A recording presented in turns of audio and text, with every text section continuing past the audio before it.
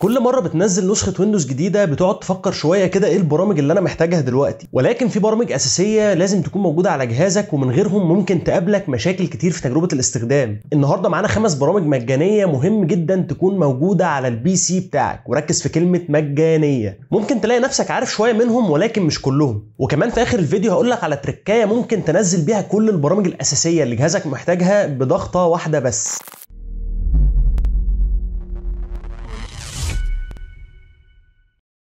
رقم 5 هو برنامج مايكروسوفت باور تويز، وده برنامج بيتيح لك اختصارات كتيره قوي على الويندوز وحاجات كتيره ممكن توفر عليك مجهود كبير وبرامج تانية ياما. البرنامج موجود على الستور بتاع مايكروسوفت، وهسيب لك لينكات كل البرامج في الديسكريبشن تحت. خلينا بقى نشوف البرنامج ده بيعمل ايه. دي واجهه البرنامج زي ما انتم شايفين، موجود عندنا هنا عدد من الخصائص والمميزات اللي موجوده في البرنامج اللي ممكن تستخدمها. طبعا انا مش هشرحها كلها بس هوري لك امثله منهم بحيث ان انت تفهم البرنامج ده ممكن يوفر لك مميزات عامله ازاي. اول حاجه عندك هي اولويز اون توب، ودي بتخليك ان انت اي ابلكيشن او برنامج انت فاتحه على الجهاز يفضل موجود قدامك على الشاشه حتى لو فاتح حاجات تانية فوقيه. يعني مثلا دلوقتي انا هفتح الكالكوليتور، انا دلوقتي لو دوست على اي حاجه كده تانية الكالكوليتور بترجع لورا. لو جبت البرنامج اللي قدامها الكالكوليتور بترجع لورا. لو فتحت مثلا اي حاجه تانية مثلا وليكن مثلا براوزر او كده ودوست على الكالكوليتور وشلتها تاني او دوست على براوزر تاني الكالكوليتور بترجع ورا. فالخاصيه دي بتتيح لك ان انت تعمل اختصار لما بتدوس عليه البرنامج بيثبت الويندو اللي انت فاتحها قدامك، مش بتتحرك مهما انت فتحت حاجات تانية. الاختصار اللي انا عامله الميزه دي هو كنترول الت شيفت وحرف الف على الكيبورد. زي ما قلت لك الزراير دي انا لما بدوس عليها مع بعض الويندو اللي مفتوحه بتثبت على الشاشه وما بتتحركش. وكمان انا عامل لها اختصار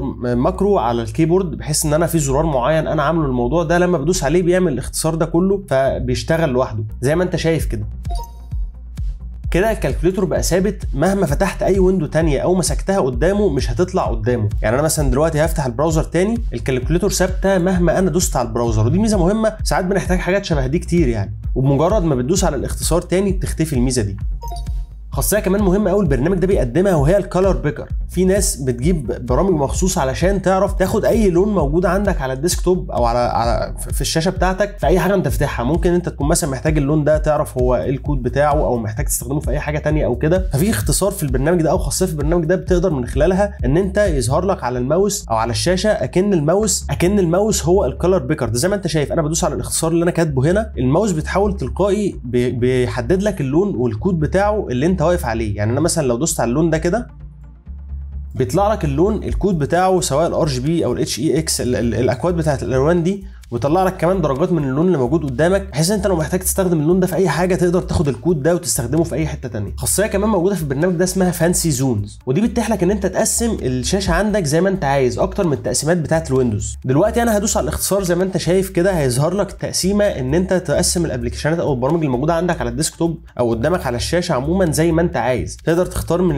الجريدز اللي موجوده قدامك دي او ممكن تعمل لاي اوت جديد خالص مش موجود. طبعا ده بيساعدك في المالتي تاسك وكده لو انت عندك اكتر من برنامج شغال عليهم في نفس الوقت ومش عندك مثلا غير شاشه واحده وعايز تقسم الشاشه دي بحيث ان انت تكون عارض قدامك كل البرامج في نفس الوقت. موجود عندك مميزات تانية كتير في البرنامج ده ممكن بقى انت تستكشفها مع نفسك، لان انا لو قعدت اتكلم عليهم واحده واحده هنقعد ياما قوي. لو محتاجين فيديو كامل عن البرنامج ده ممكن اعمل فيديو كامل اشرح كل خاصيه وكل ميزه موجوده في البرنامج ده بالتفصيل. برنامج رقم 4 معانا هو برنامج سيجنال ار جي بي. البرنامج ده انا جايبه مخصوص للناس اللي بتحب الار جي بي الكتير وعندها فرح في الكيس بتاعتها، وده برنامج بيتيح لك ان انت تتحكم في كل القطع اللي موجوده عندك في الكيس او في الجهاز عموما اللي فيها ار جي بي، وده طبعا بيوفر عليك ان انت تنزل كل البرامج بتاعت الار جي بي بتاعت كل شركه لوحدها لو انت عندك قطع من اكتر من شركه مختلفه. ده الموقع بتاع البرنامج وهسيب لك برده لينك التحميل زي ما قلت لك تحت في الديسكربشن. لما بتنزل البرنامج وبتثبته دي بتكون واجهه البرنامج. في حاجه مهمه قوي لازم تاخد بالك منها ان انت محتاج ان انت تطفي اي برنامج تاني مسؤول عن الار جي بي في الجهاز بتاعك، لان البرنامج ده ممكن يتعارض مع البرامج التانيه ويسبب ان في قطع ما تشتغلش بالالوان زي ما انت بتختارها. وهو عموما اصلا هتلاقيه بيطفي عندك كذا برنامج تانيين لو في حاجه متعارضه معاه. بيكون عندك في الهوم هنا موجود كذا لاي اوت مختلف، حاجات منهم فري وحاجات منهم برو، بتختار اللاي اوت اللي انت عايزها. وليكن مثلا هندوس على فري هنا ونشوف الحاجات اللي موجوده. مثلا انا عجبتني دي فبدوس عليها داونلود كده او انستول، بعد كده بتنزل وبعد كده بدوس ابلاي. دلوقتي هي بتشتغل على الجهاز بتاعي. لو اخترت مثلا لاي اوت تاني دلوقتي ودخلت على لاي اوتس هنا هيظهر عندك كل القطع اللي موجوده عندك في الجهاز باساميهم. طبعا هم يعني دي القطع اللي عندي اللي بتدعم الار جي بي. طبعا البورده دي بيكون عليها المراوح ولو انت موصل ار جي بي ستريب او اي حاجه. وطبعا مش محتاج اقول لك ان لازم الحاجات اللي عندك دي تكون ار جي بي او ادرسها بالار جي بي على حسب نوع اللاي اوت اللي انت هتكون بتحاول تستخدمها. ده بيكون شكل الاضاءه وانت دي القطع اللي موجوده عندك بترصها بترصها على حسب المكان اللي يعني على حسب ترتيبهم. انت عايز مثلا القطعه دي يعدي عليها الافكت ده امتى، في انهي توقيت الافكت بتعدي قدامك زي ما انت شايف، وبتختار انت بترص القطعه زي ما انت شايف او زي ما انت عايز. وكل حاجه انت بتعملها قدامك بتظهر قدامك على الكيس وعلى الار جي بي ستريب اللي انت مركبه، وبيكون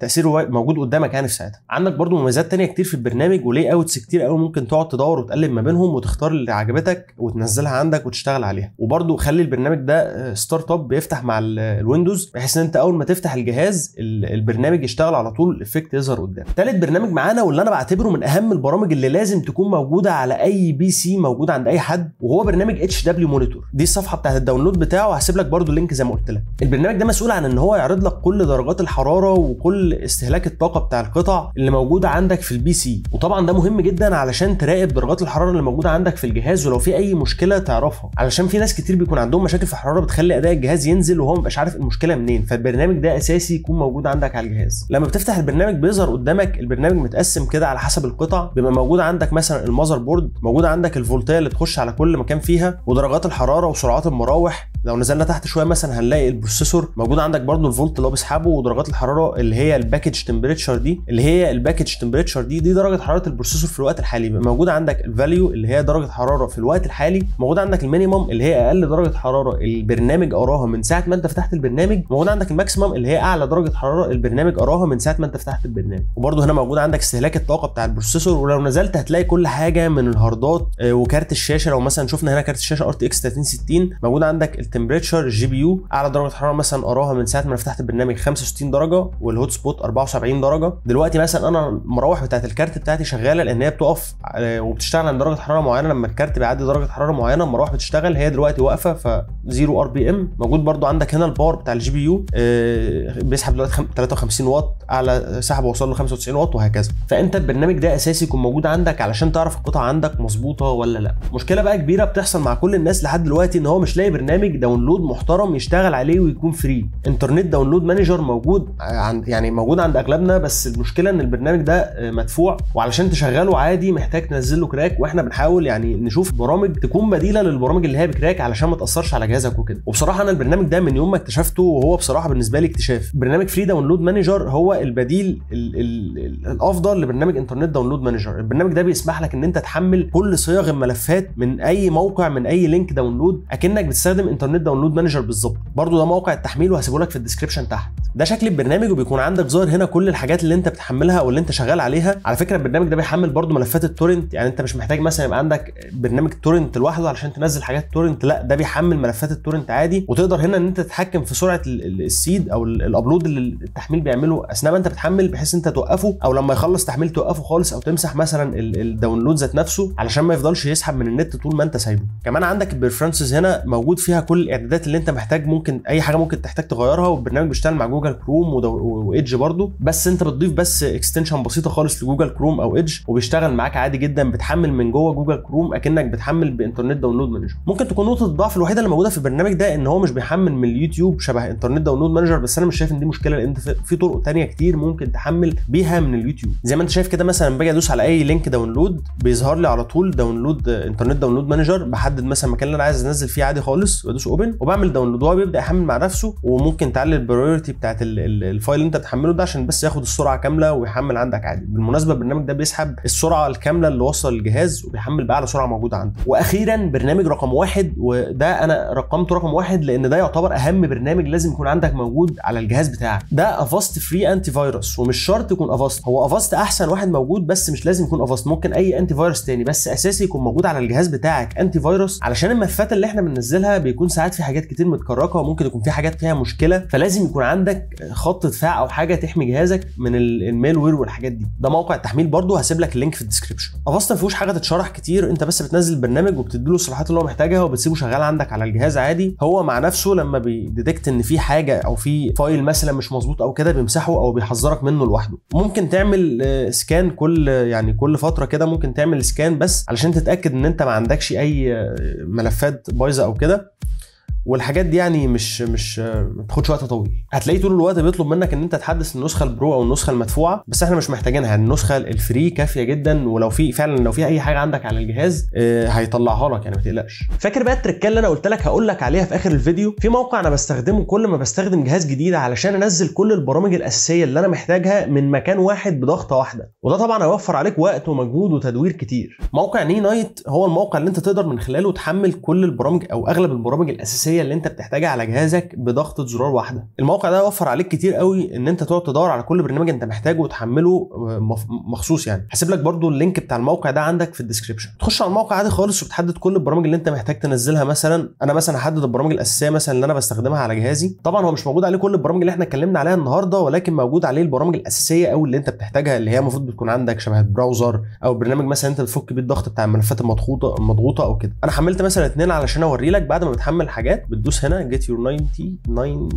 انا مش عارف انطق اسمه ومش عارف بتنطق ازاي اصلا، بس هو انت زي ما انت شايف كده. بعد كده بتنزل الفايل اللي هو بيطلعه لك. ما بيكونش مساحته كبيره لان هو بيحمل جوه بعد ما انت بتنزله اصلا. بعد ما الفايل نزل بتفتحه وبتسيبه يعمل الداونلود بقى بتاعه. بتدوس هنا شو ديتيلز، بيطلع لك الحاجات اللي بتنزل ويقول لك هي نزلت ولا لا، وبعد ما بينزل بيبدا يعمل انستول. هتسيبه. انا طبعا مش هنزل الحاجات دي تاني او مش هسطبها تاني لان هي موجوده عندي اصلا، بس هو بينزل الحاجات عادي خالص وبينزل لك اخر ابديت من البرنامج، وبعد كده بيعمل لها انستول لوحده يعني. لو عجبكم الفيديو ده واستفدتوا منه انا ممكن اخلي دي سلسله ونتكلم عن برامج تانية في فيديوهات تانية بعد كده. بس عايزك في الكومنتات تقول لي ايه البرامج الاساسيه اللي انت بتستخدمها دايما علشان اشوف ايه البرامج اللي الناس فعلا بتكون محتاجاها واعرف هتكلم عن ايه بالظبط. لو عجبك الفيديو بقى ما تنساش تعمل لي سبسكرايب ولايك، ولو عندك اي تعليق او استفسار سيبه لي في كومنت وانا برد على كل الكومنتات. وكمان هسيب لك فيديو هيظهر دلوقتي قدامك هنا او هنا في اعدادات مهمه للويندوز لازم تعملها على جهازك بعد ما تشغله علشان تاخد احسن اداء منه. كان معاكم يوسف، اشوف وشكم على خير، مع السلامه.